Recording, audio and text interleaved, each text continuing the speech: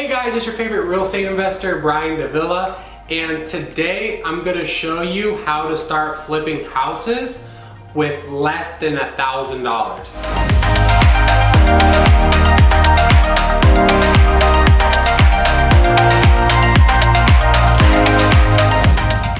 Alright guys, so at the time of this video, I've mentioned already in previous videos, I've closed somewhere around 200 real estate transactions. Around 50 of those have been flips, and I have done deals in Las Vegas, California, in a bunch of cities, and Savannah, Georgia. So these strategies work in every state and every market in the United States. So you can't watch this video and have an excuse that it won't work in your market, because I know that it does. So the first part of this video, what I'm gonna do is explain how to find deals with less than $1,000. And then the second part is I'm gonna explain how to fund deals with less than $1,000. All right, so finding deals with less than $1,000, what you could invest in is a dialer. So a dialer usually costs somewhere around $150 a month. I have closed more than 100 transactions just on the phone using dialers. So I know that dialing works 110%. It is a lot of labor. You are gonna have to invest hours on the phone growing your skills, but it is definitely worth it once you're able to master that skill. And again, I've cold called in Cleveland, Ohio, Memphis, Tennessee, Las Vegas, Georgia, California. I've cold called in all those states, so I know for a fact it works. So you can look into Mojo, ZenCall, Call Tools. There's a bunch of different dialers, but I think that is one investment that is worth paying for. Hand dialing is too slow, and it's gonna take you too long to get momentum. All right, so another way that you could find deals for less than $1,000 is by using the Deal Machine app. So with the Deal Machine app, I believe it's around $100 a month for the subscription. And pretty much you drive around and you add properties to a list on that app. And then you would take that list of homes and skip trace them, which would be less than $1,000, and cold call them. And that is another way to find deals. In my opinion, it takes around 500 distressed properties to get one deal. If you want to go super niche, you could get a list of pre-foreclosures and drive for dollars with that list, and only knock on the properties that need work or cold call the properties that need work. That way you could get your skip tracing numbers way down. It'll be a very niche list, but if you put in the extra legwork of driving around, you will be able to find deals for sure. So driving for dollars is a great way to get out there and really learn how to talk to distressed home sellers and how to just look at these properties and walk them and understand what kind of work they need. So cold calling, driving for dollars, and then another way is by working with other wholesalers who need help selling their deals. So if you're able to network with wholesalers in your local market who don't have a big buyers list, you could potentially buy their deal from them for less than $1,000. You could find them on Facebook groups, you can find them on Craigslist, you can find them at local RIAs.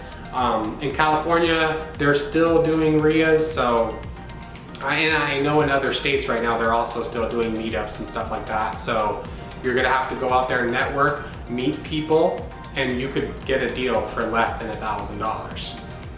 All right, And now I'm gonna talk about how to fund deals with less than $1,000 in your pocket.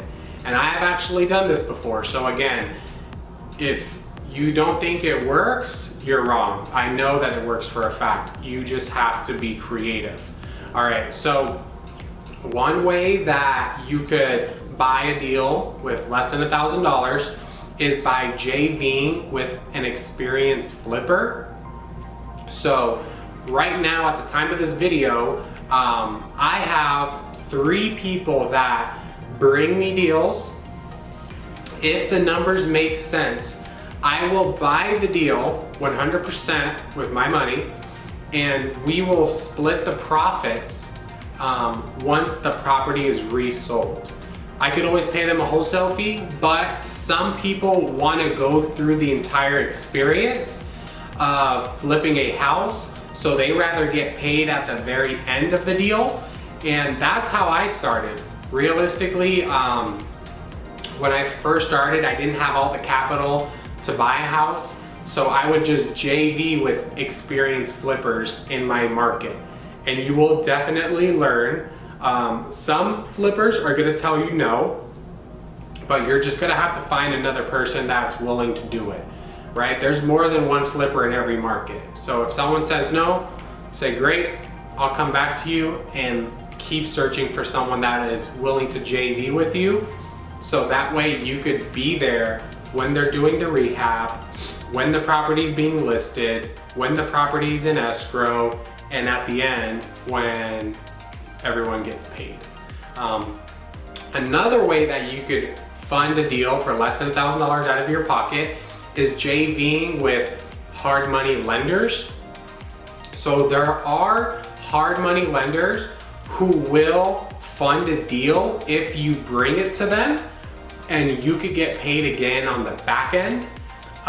You're gonna have to do a lot of finding the contractor work, and you're gonna have to do a lot of the legwork, but you can be there for the whole thing again and learn the steps of flipping a house. This one is a little bit more risky because there's gonna be a loan on the property that the hard money lender is in control of. So you need to make sure that you have the proper paperwork in place. You're gonna need notes or stuff like that, or have you get put on title. But for sure, I know people that are hard money lenders will fund deals. They call me all the time asking to fund deals and JV with me. But right now I don't need that kind of support. I could fund my own deals. But if you don't have more than $1,000, that's one way that you could fund a deal. All right, so the last way that you could fund a deal for less than $1,000 out of your pocket is you're gonna have to raise private money. Okay, so this one is a very touchy subject because I personally don't think it's smart to flip a house your first time using someone else's money who is not experienced in real estate. But I know that there is people who do it, and I have had private money investors contact me and want to lend me money to flip, but right now I don't really need that kind of support. I just use hard money and my money, or I could purchase cash. So how that would work, for example, is let's just say you have a deal and it's a $100,000 deal. Let's say it's in Las Vegas, and you could resell it for $190. You would go to the private money lender and say, hey, private money lender, I need $100K to buy this house, and then $20K to rehab it. Once I resell it for $190, we should both make $20K net profit, right?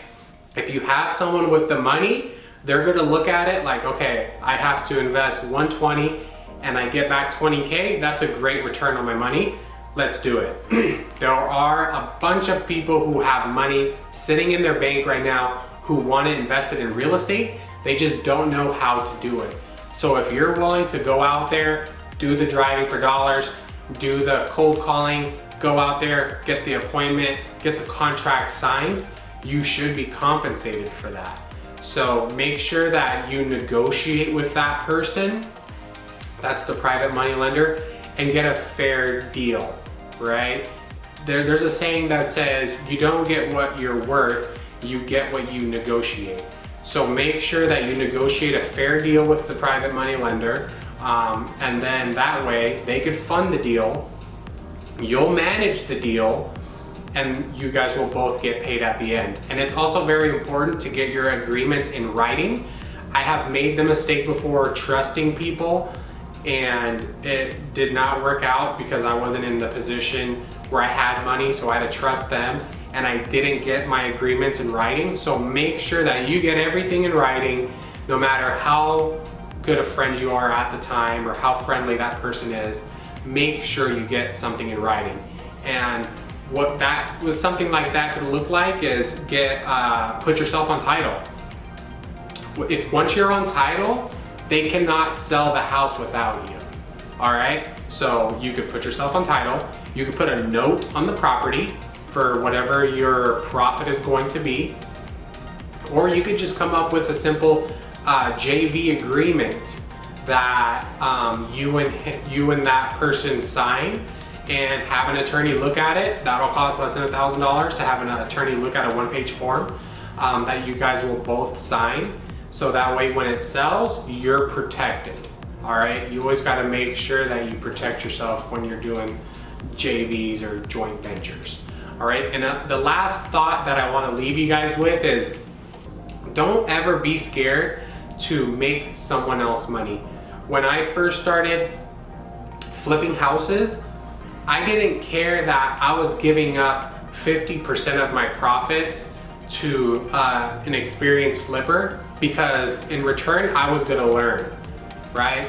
Learning is more important than trying to make every single last dollar in the beginning, right? So even when I started my regular residential sales, it was like 2015 or 2016, I didn't even really know what my split was. I just knew that I was gonna work with the best broker possible, and I was gonna try to soak in as much money as possible. There's a lot of people right now in the real estate market who are just super greedy, and they wanna make all the money and they don't want someone else to make money. You're gonna go much further in real estate if you're less greedy, I promise you. When I first started, I was making $3,000 a sale. Now I can make 6 figures a sale because I let my ego down. I was able to realize, like, you know what? I'm looking at the long game, not the short game. I'm not looking for short relationships, I'm looking for long relationships. If you have a long relationship mindset, you're gonna get way further in this career of real estate. So I really hope you guys appreciate this video. Leave in the comments any ideas or videos you want me to make. I can get a video out in about a day right now, so I could definitely get out videos that are suggested to me. And if you haven't already, please subscribe to the channel. It would really help me out and help other people see these type of videos. And if you want to connect with me more, you could follow me on Instagram @TheBrianDavila. All right, so I'll see you guys on the next one.